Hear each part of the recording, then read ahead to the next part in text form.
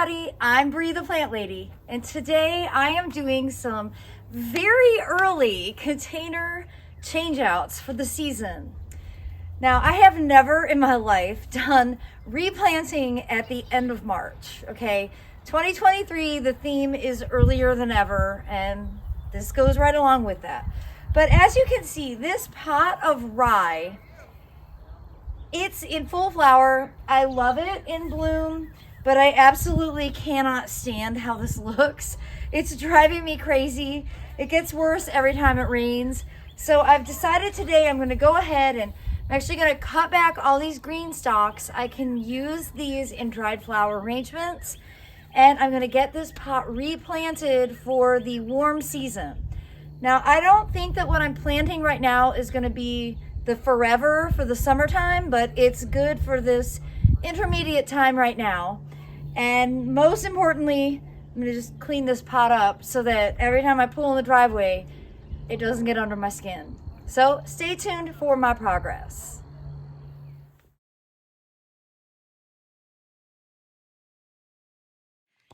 So I think we've actually just found the actual culprit for why this pot looks so bad. It's because the golden panther has been sitting in the middle of it, and she does love this container, and I'm feeling very guilty, except the thing is, she has the entire wave out there of all rye to be able to play in. So I'm gonna hold true and do what I plan to do. She also has the entire wall here, which Aiden was telling me while we were gone.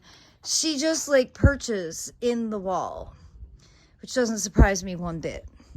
She says, I am Sophia and I can do anything I want.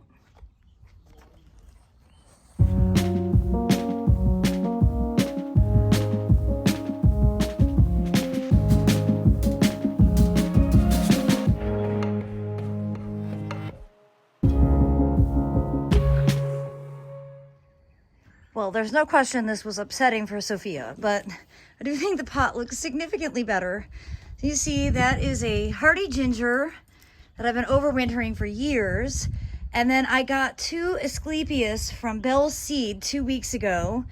And they're just so pretty, and I want them to be out here available. It's a little early for monarchs, but what the heck. And I just wanted to show you, I've been using the Hori Hori because rye is an annual grass, or an annual grain. It's not going to sprout back up from the roots, so you don't need to pull all that potting soil out. That's a lot of soil there. Nothing wrong with the soil that's there. Just basically cut out portions of the soil so that you have room to put your new plants in.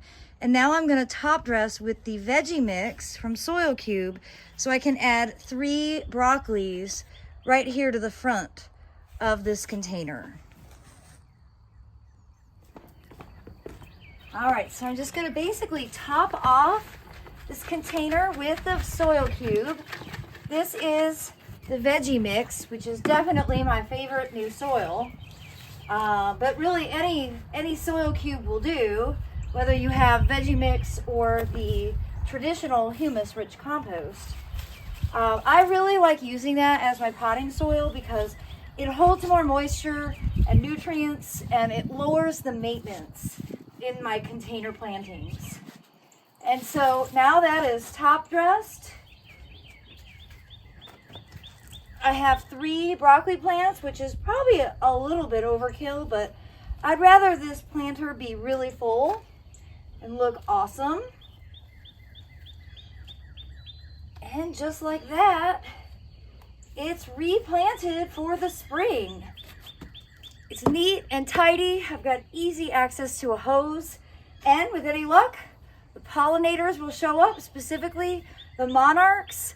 Their caterpillars will eat all of this milkweed foliage, and well, we will be contributing to the environment right here from my driveway.